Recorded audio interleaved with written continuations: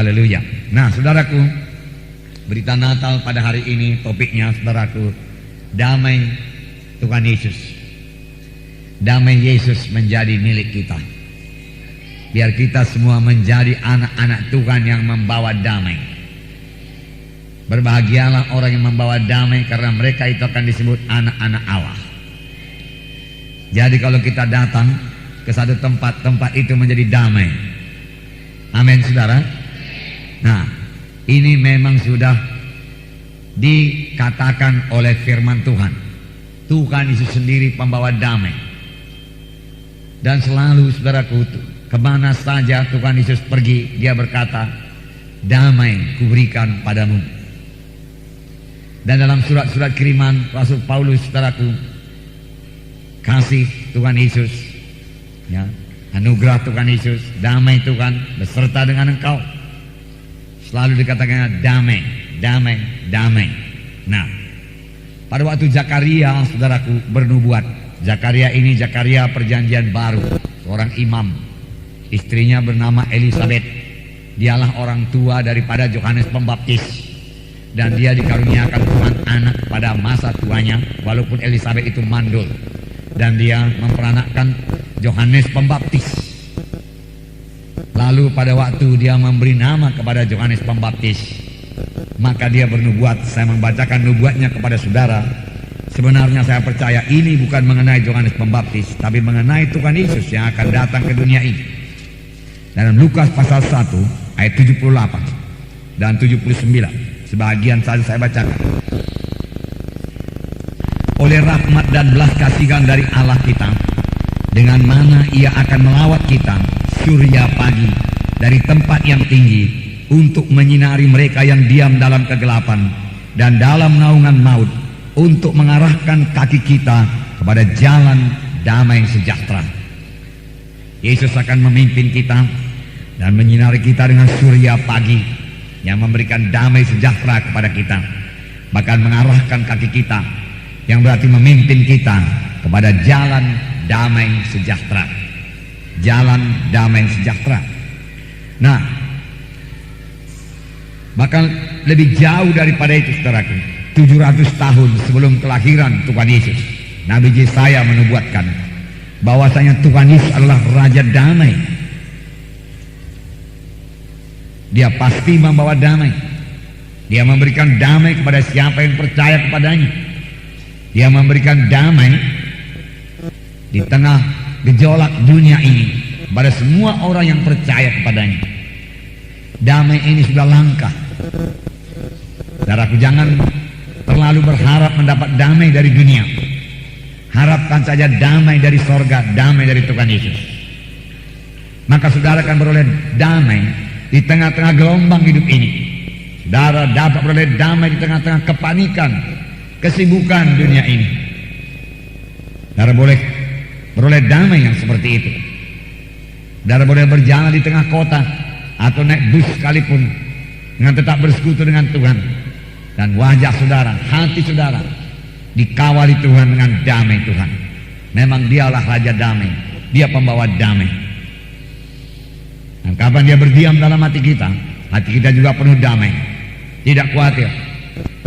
Di dalam Yesaya pasal 9 ayat 6 di sini dikatakan. Yesaya 9 ayat 6 mengenai kelahiran Tuhan Yesus dinubuatkan oleh Nabi Yesaya. Dinubuatkan oleh Nabi Yesaya. Sebab seorang anak telah lahir untuk kita, seorang putra telah diberikan untuk kita. Lambang pemerintahan ada di atas bahunya, dan namanya disebutkan orang penasihat ajaib, Allah yang perkasa, Bapa yang kekal, Raja Damai. Tuhan Yesus Raja Damai. Tidak ada yang lebih damai daripada dia. Dia damai di atas segala damai. Dialah Raja Damai. Dialah yang terbesar dalam damai.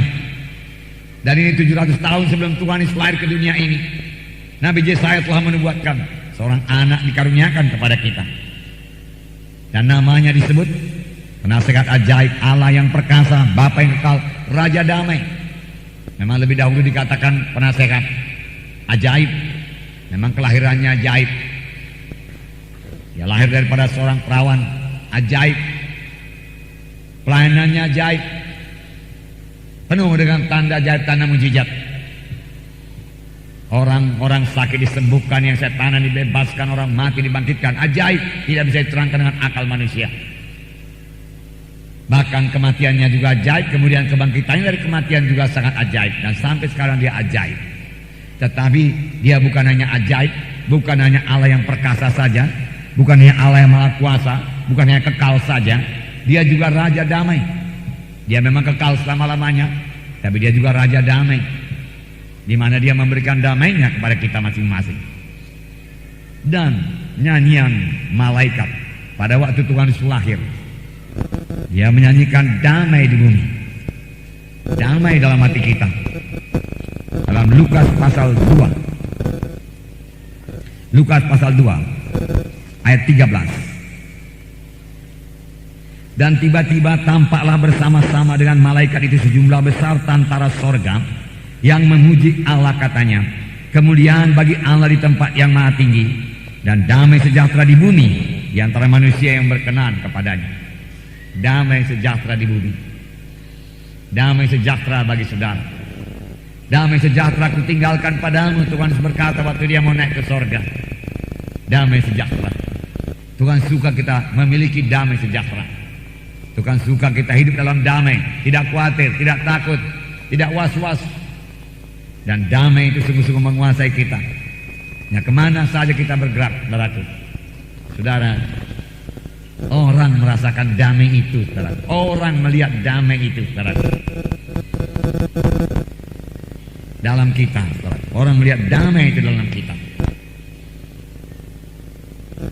Nah, saudara, damai memang tema khotbah yang utama dari Tuhan Yesus. Kisah 10 ayat 36. Ini kesaksian Petrus. Apakah disaksikan Petrus mengenai Tuhan Yesus? Kisah 10 ayat 36. Saya membacakan pada saudara. Itulah firman yang ia suruh sampaikan kepada orang-orang Israel. Itulah firman yang Yesus suruh sampaikan kepada orang-orang Israel, yaitu firman yang memberitakan damai sejahtera oleh Yesus Kristus, yang adalah Tuhan bagi semua orang. Kamu tahu tentang segala sesuatu yang terjadi di seluruh tanah Yudea, mulai dari Galilea sesudah baptisan yang diberitakan oleh Yohanes, yaitu tentang Yesus dari Nazaret, bagaimana Allah mengurapi dia dengan Roh Kudus dan kuat kuasa. Dia yang berjalan berkeliling sambil berbuat baik dan menyembuhkan semua yang dikuasai iblis, sebab Allah menyertai dia. Inilah firman yang ia suruh sampaikan kepada orang-orang Israel, yaitu firman yang memberitakan damai sejahtera. Bukan hanya berita damai sejahtera, tetapi perbuatan Yesus membawa damai sejahtera.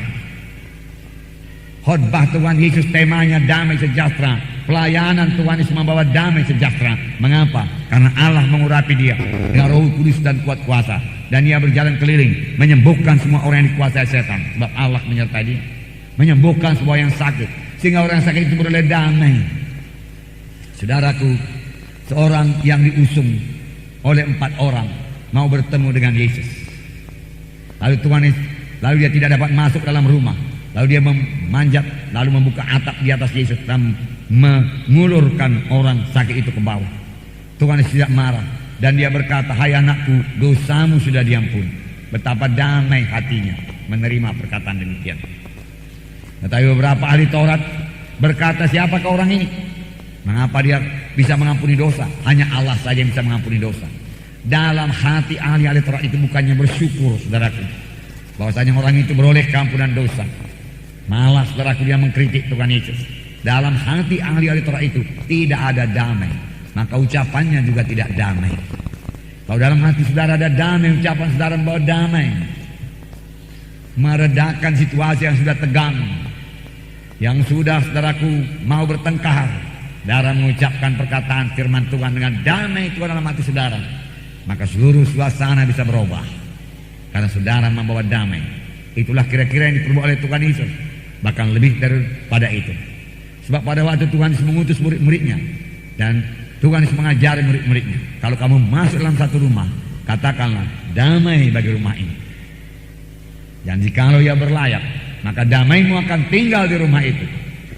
Tapi jikalau ia tidak berlayak, damaimu kembali kepadamu. Amin saudara. Damai. Tidak apa-apa, kasih tahu damai bagi rumah ini. Haleluya saudaraku. Ya. Nah, saudara membawa damai. Itu yang diperbuat Tuhan Yesus, saudaraku. Perbuat Tuhan Yesus. Lalu apa kata ahli Taurat itu? Siapakah orang ini? Kemudian Tuhan Yesus berkata, mengapa kamu berpikir jahat dalam hatimu?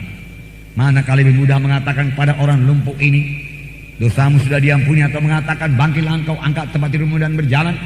Tapi supaya kamu mengetahui bahwa anak manusia berkuasa mengampuni dosa, aku berkata kepadamu, bangkitlah engkau, angkat tempat tidurmu, pulanglah ke rumahmu. Betapa damainya, saudara. Betapa damai, sukacita. Beberapa tahun yang lalu, saudara, kira-kira 20 tahun lalu lebih, saudaraku, ya, saya dan istri saya dan Ibu Munte, saudaraku, menghadap dokter di Jakarta, saudara. Dan dokter itu mengatakan, setelah kami bawa semua hasil foto laboratorium, dia berkata, sudah sembuh, tidak lagi penyakit. Dan dia tidak mau dibayar 1 sen pun. Saudara, kami pulang, kami pegangan tangan, saudara, kami jalan kaki, air mata kami bercucuran. Damai, sukacita. Karena kami tahu Tuhan yang menyembuhkan. Karena dokter itu sendiri berkata, obat apa kamu makan? Hanya obat yang dari dokter. Dia katanya itu tidak bisa menyembuhkan. Kemudian kami berkata, kami berdoa, dokter. Iya, kalau berdoa bisa saja. Kemudian tunggulah di depan, dia katakan, kamu sudah sembuh. Saudara, kami pikir-pikir kami akan membayar semua, saudaraku, ongkos perawatan kami. Tapi kemudian petugasnya memberikan amplop kepada kami, dan di dalamnya tertulis nihil, tidak usah bayar. Kami bersukacita, penuh dengan damai. Kami masih ingat tukang-tukang beca menawarkan kepada kami supaya naik beca, tapi kami tidak mendengar lagi. Kami penuh dengan ucapan syukur kepada Tuhan, penuh dengan damai Tuhan. Amin, saudara. Damai. Apalagi orang yang disembuhkan Tuhan langsung-langsung, saudara. Ya. Hai anak kudus, dosamu sudah diampuni, penuh dengan damai. Pulanglah dengan sejahtera, tetaplah sembuh daripada penyakitmu itu. Wah, luar biasa lagi damainya. Bangkitlah engkau, angkat tempat tidurmu. Luar biasa damainya. Nah, betul-betullah seperti dia katakan oleh berita Natal, dia akan membawa damai bagi seluruh bumi yang sudah kacau balau karena dosa. Tapi masih ada damai Tuhan yang akan menguasai segenapnya. Amin, saudara. Saya tidak bernubuat kepada saudara, tetapi saya tiba-tiba ingat, sayangnya tidak ditulis di sini ayatnya. Nanti boleh saya cari lagi, mungkin besok saya sampaikan. Walau kita lihat sekarang goncangan dalam dunia ini begini hebat, bukan hanya di Indonesia, demonstrasi, kerusuhan, penjarahan, pencurian, perampokan, ditambah krisis ekonomi, harga-harga meroket semua, naik. Saudara, bukan hanya itu, bahan-bahan mulai berkurang, saudara. Saudara, dan kita lihat di TV berita perang dan saudaraku, dan kabar-kabar tentang peperangan, dan memang perang, saudaraku. Saudara, dan perang ini akan bertambah-tambah lagi, saudaraku, karena firman Tuhan berkata bangsa akan bangkit lawan bangsa. Tetapi saya ingat dalam satu nubuat, entah Yesaya, entah Yehezkiel, mungkin saudara ingat, satu waktu kelak dikatakan akan damai, akan terjadi damai sejahtera yang luar biasa dalam dunia ini, saudara. Boleh jadi itu terjadi pada zaman kerajaan 1000 tahun, di mana dia katakan mata pedang akan ditempa kembali menjadi mata bajak, mata tombak akan ditempa lagi menjadi cangkol, karena damai yang luar biasa. Karena Yesus Raja Damai pasti berkemenangan, saudara. Amin, saudara. Dan itu terjadi di dunia ini. Memang dia Raja Damai. Nah, saudara, lihat Yesaya, Yehezkiel itu, saudara, perjanjian lama. Karena mata bajak akan ditempa, mata pedang akan ditempa menjadi mata bajak. Orang tidak mau berperang lagi. Damai sejahtera. Musuh-musuh yaitu setan sudah dikalahkan, saudaraku. Nah, saudara, kemudian Tuhan Yesus berkata kepada seorang perempuan yang sakit 12 tahun yang datang kepada Tuhan Yesus, dan dia berkata, "Hai anakku, imanmu telah menyembuhkan engkau. Pulanglah dengan selamat." Yang berarti juga pulanglah dengan damai dan tetaplah sembuh daripada penyakitmu. Inilah dia pelayanan Tuhan Yesus yang tidak berubah sampai sekarang ini. Makanya seharusnya, saudaraku, setiap anak-anak Tuhan, saudaraku, yang pulang dari kebaktian dipenuhi dengan damai Tuhan. Terlebih pada malam Natal, saudaraku. Damai, damai. Dan kita membawa damai bagi orang lain, saudaraku. Itu sebabnya, saudara, kita kirim kartu Natal. Dan sekaligus saya mengatakan kepada saudara-saudara sekalian, kami banyak menerima kartu Natal dari anak-anak Tuhan. Ya, mungkin kami tidak sempat membalasnya, ya, karena banyak. Ya, Tuhan kiranya memberkati saudara. Ya, banyak lagi isinya yang menguatkan kami. Dan ada yang berkata, kami mendoakan Bapak sekeluarga. Kami sangat berterima kasih atas semua doa-doa saudara.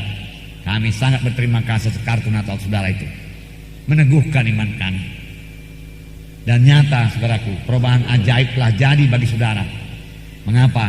Karena saya melihat kata-kata yang tertulis dalam kartu Natal itu, yang saudara sendiri menuliskannya, adalah firman Tuhan yang hidup. Dan perubahan ajaib yang telah terjadi bagi saudara. Dan terus terang, saya mengatakan kepada saudara, tiap kali membaca Selamat Natal saudara, hati kami penuh dengan damai. Dan kami mendoakan saudara. Puji Tuhan. Sangat sukacita dalam Tuhan. Puji Tuhan. Nah, saudara, damai, apakah Tuhan Yesus memiliki damai sejahtera waktu dia disalib? Saudara, boleh jadi saudara berkata, Tuhan Yesus bergumul di Taman Getsemani. Betul, saudara. Dia bergumul di Taman Getsemani. Tetapi setelah Tuhan Yesus mengetahui dengan tegas, dengan pasti apa kehendak Bapaknya, yaitu bahwasanya dia harus disalib, maka damai Tuhan menguasai hatinya. Dia tidak pernah mundur dari salib. Kata-katanya adalah kata-kata yang damai. Petrus, sarungkan pedangmu. Apa engkau pikir aku tidak dapat memanggil 12 legion tentara malaikat untuk menyelamatkan kita? Judas, dengan sebuah ciumankah engkau menyerahkan anak manusia? Dia tidak takut sama sekali. Dia penuh dengan damai. Bahkan dalam Markus pasal 4, Markus pasal 14 dikatakan di sini, dia tahu orang yang menangkap dia sudah dekat, sudah datang, tetapi dia tidak panik, sedikit pun tidak panik, sedikit pun tidak kacau. Ayat 42. Waktu Yesus masih berbicara, muncullah Judas, salah seorang dari ke-12 murid itu. Bersama-sama dia serombongan orang yang membawa pedang dan pentung, disuruh oleh imam-imam dan ahli-ahli Taurat dan tua-tua. Orang yang menyerahkan dia telah memberikan tanda kepada dia. Ayat 42. Ayat 4. Bangunlah, marilah kita pergi. Dia yang menyerahkan aku sudah dekat. Ayat 43. Waktu Yesus masih berbicara, muncullah Judas, salah seorang dari ke-12 murid itu, yang bersama-sama dengan dia serombongan orang yang membawa pedang dan pentung, disuruh oleh imam-imam kepala, ahli-ahli Taurat dan tua-tua. Tuhan tidak panik, dia tahu dia mesti disalib. Bangunlah, dia katakan, mari kita pergi. Dia yang menyerahkan aku sudah dekat. Aku akan ditangkap, aku akan disalib, aku sudah tahu. Mari kita berangkat. Mari kita pergi, bukan pergi untuk lari. Mari kita mendapatkan orang yang menangkap aku itu. Tuhan Yesus berkata. Dia tidak panik, dia tidak kehilangan damai, saudara. Dia tidak kehilangan damai. Lalu, saudaraku, dia mengangkat salib, dan perempuan-perempuan Yerusalem menangisi dia. Hai perempuan Yerusalem, tangisilah dirimu. Damai Bapaknya, damai Tuhan memenuhkan dia, saudaraku. Walaupun kemudian orang memukuli dia, meludahi dia, memberikan tuduhan palsu kepada Tuhan Yesus, damai Tuhan tetap memenuhi hatinya. Dia tidak membalas, dia tidak mengutuk. Kalau dia membalas sudah musnah semua manusia, tapi dia tidak berbuat hal itu. Bahkan Pilatus menjadi heran dalam Matius 27 ayat 14. Matius 27 ayat 14. Saya membacakan pada saudara apa kata Pilatus. Di sini dikatakan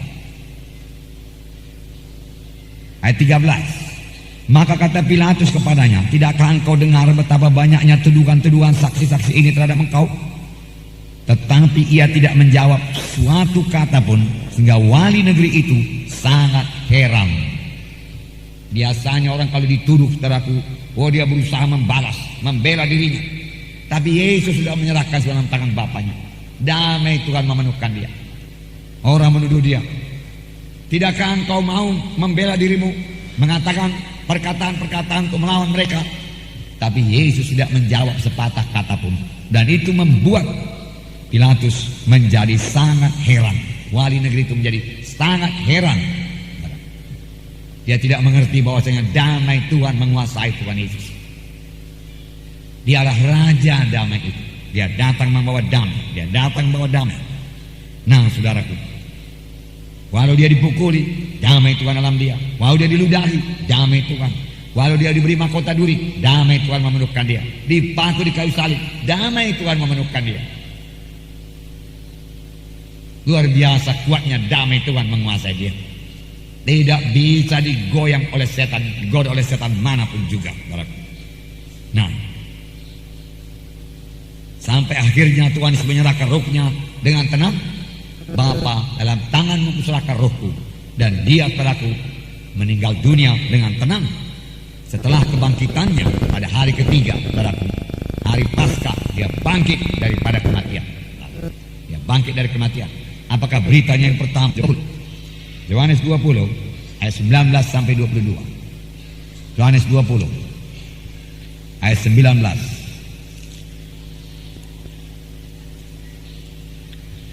Ketika hari sudah malam pada hari pertama minggu itu, berkumpullah murid-murid Yesus satu tempat dengan pintu-pintu yang terkunci karena mereka takut kepada orang-orang Yahudi. Pada waktu itu datanglah Yesus berdiri di tengah-tengah mereka dan berkata, damai sejahtera bagi kamu. Yesus datang, perkataan yang pertama apa? Damai sejahtera bagi kamu. Tuhan suka anak-anaknya, murid-muridnya memiliki damai. Tuhan tahu mereka dalam ketakutan, sampai pintu-pintu juga dikunci semua karena takutnya kepada orang Yahudi. Tetapi pintu yang terkunci tidak bisa menahan tubuh Tuhan Yesus yang sudah dipermuliakan. Dan dia masuk dan dia berada di tengah-tengah mereka dan berkata, damai sejahtera bagi kamu. Dan sesudah berkata demikian, ia menunjukkan tangannya dan lambungnya kepada mereka. Murid-murid itu bersukacita ketika mereka melihat Tuhan. Maka kata Yesus sekali lagi, damai sejahtera bagi kamu. Sekali lagi dia katakan, damai sejahtera bagi kamu. Barangkali murid-murid belum cukup menangkap sekali perkataan Tuhan Yesus. Tuhan Yesus merasa perlu untuk menekankan sekali lagi bahwasanya dialah Raja Damai, dia memberi damai. Dan dia katakan, damai sejahtera bagi kamu. Sama seperti Bapa mengutus aku, demikian juga sekarang aku mengutus kamu. Dan sesudah berkata demikian, ia menghembusi mereka dan berkata, terimalah Roh Kudus. Terimalah Roh Kudus. Jikalau kamu mengampuni dosa orang, dosanya diampuni. Dan jikalau kamu menyatakan dosa tetap ada, dosanya tetap ada.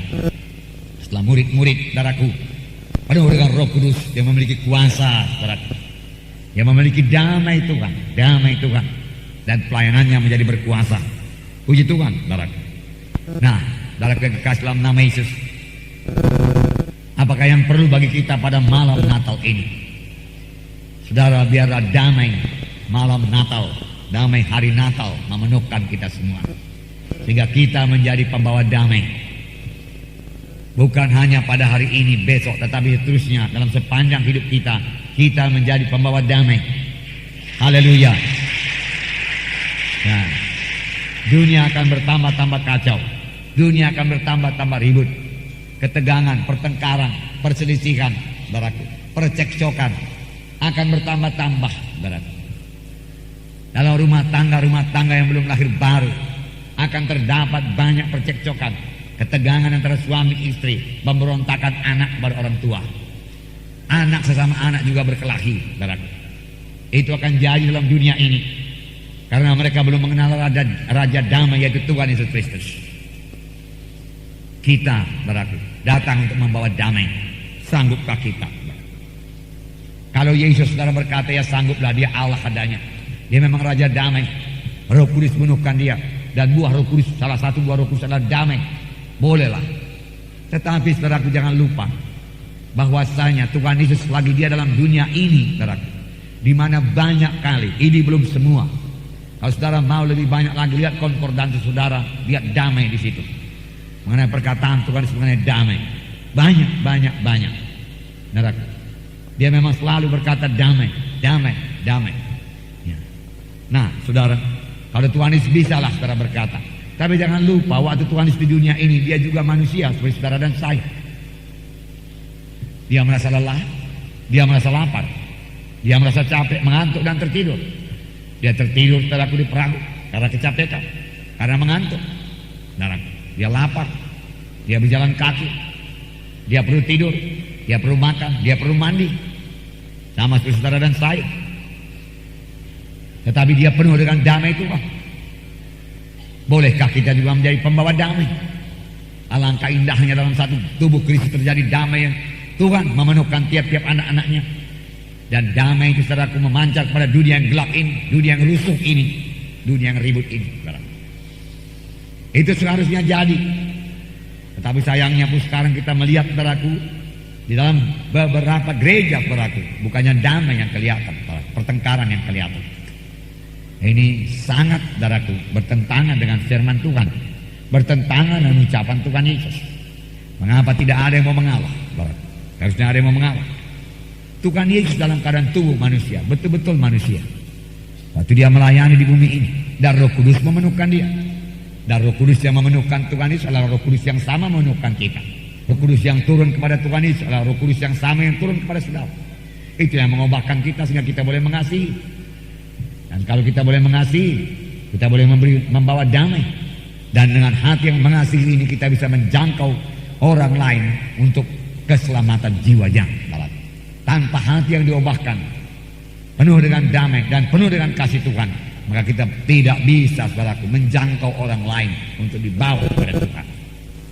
Di dalam Filipi 2 ayat 7 dan 8. Filipi 2 ayat 7 dan 8.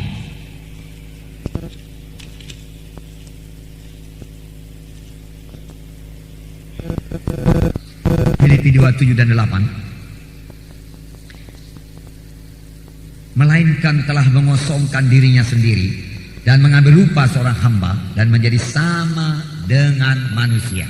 Siapakah ini? Tuhan Yesus. Dia mengosongkan dirinya, mengambil rupa seorang hamba sahaya, seorang pelayan, dan menjadi sama dengan manusia. Dan dalam keadaan sebagai manusia ia telah merendahkan dirinya dan taat sampai kepada mati, bahkan sampai mati di kayu salib. Dan dia juga boleh tahan sampai kepada mati, bahkan mati di kayu salib. Dan itulah sebabnya Allah mengaruniakan kepada dia nama di atas segala nama. Di dalam nama Yesus bertekuk lutut segala sesuatu yang ada di atas bumi, di bawah bumi, dan di bumi. Dan segala lidah mengaku Yesus adalah Tuhan. Jadi dia sama seperti saudara, punya kelemahan-kelemahan, dan dia hidup berkemenangan karena dia penuh dengan Roh Kudus.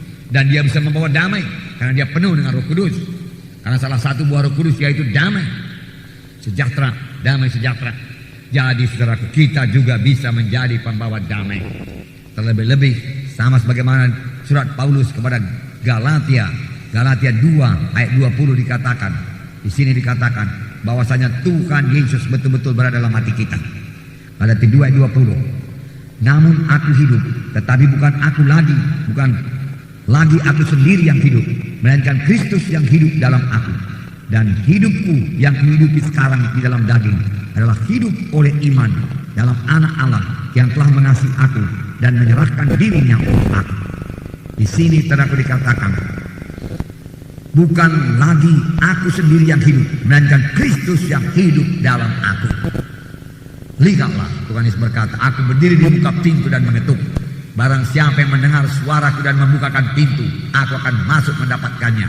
Aku diam bersama-sama dengan dia. Aku makan bersama-sama dengan dia. Apakah artinya ini? Kalau kita membuka hati kita dan membiarkan Tuhan Yesus masuk dalam hati kita, kita mengundang Tuhan masuk dalam hati kita, maka dia akan tinggal dalam kita. Dan Yesus, saudaraku, tetap tinggal dalam hati saya, tetap tinggal dalam saudara. Paulus berkata, hidupku ini bukannya aku lagi, melainkan Yesus Kristus yang hidup dalam aku. Puji Tuhan. Inilah yang menyanggupan Paulus melayani. Ini yang menyanggupan Paulus mengasihi Tuhan Yesus. Ini yang menyanggupan Paulus, saudaraku, menang menghadapi sebuah tantangan-tantangan. Menyebabkan Paulus mengasihi jiwa-jiwa dan berbuat perkara-perkara yang besar buat Tuhan, karena di dalamnya ada Tuhan Yesus Kristus. Dan hal tersebut sama juga dengan saudara. Di dalam saudara juga ada Tuhan Yesus. Itulah sebabnya saudara mewarisi hidup yang kekal. Seperti ayat yang sering kita baca dalam kebaktian Natal. Barang siapa yang memiliki Yesus, dia memiliki hidup yang kekal. Barang siapa tidak memiliki Yesus, tidak memiliki hidup yang kekal. Saudaraku, Yesus dalam saudara, amin. Yesus Raja damai dalam saudara, amin. Oleh sebab itu setiap saudara bisa membawa damai, amin. Semua kita jadi pembawa damai. Karena Roh Kudus yang sama yang memenuhkan Israel, Roh Kudus yang memenuhkan saya, Roh Kudus memenuhkan saudara. Karena hidupku ini bukannya aku lagi, tapi hidup dalam aku. Setiap anak Tuhan yang telah menerima sebagai Tuhan dan Juru Selamatnya dapat berkata demikian. Yesus Kristus dalam saudara, amin. Yesus Kristus mengasihi saudara. Dan dia akan menyanggupkan saudara menjadi pembawa damai. Menjadi pembawa damai. Ini berarti, saudaraku, segala pertengkaran yang memang kalau dahulu anak Tuhan suka bertengkar, berubah menjadi damai, amin.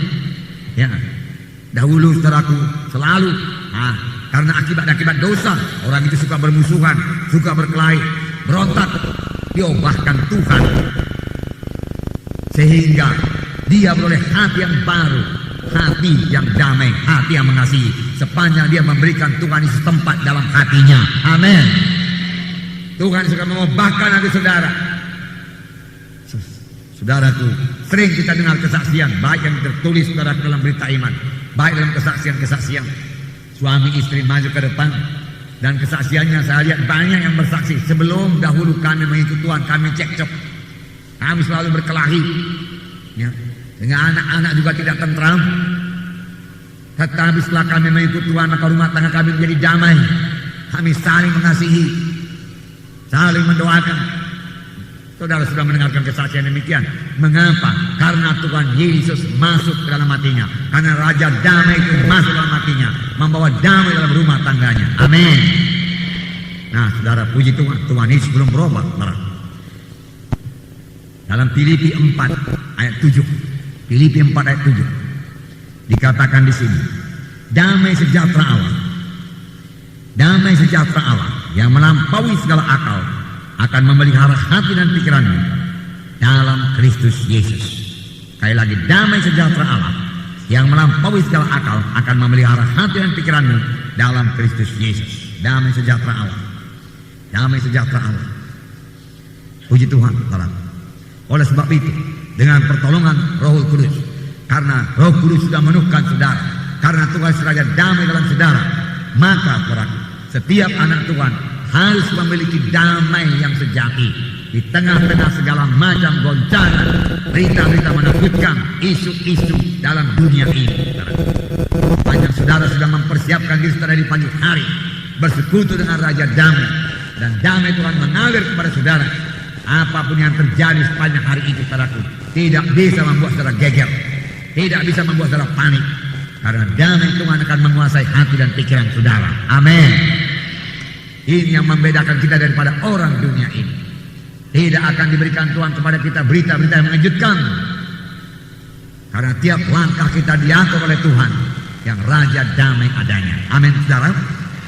Ya, walau dalam krisis ekonomi sekalipun, saudara, mana kita melihat harga-harga tidak menentu, saudara, berita-berita juga tidak menentu, saudara, berubah-ubah selalu, saudara.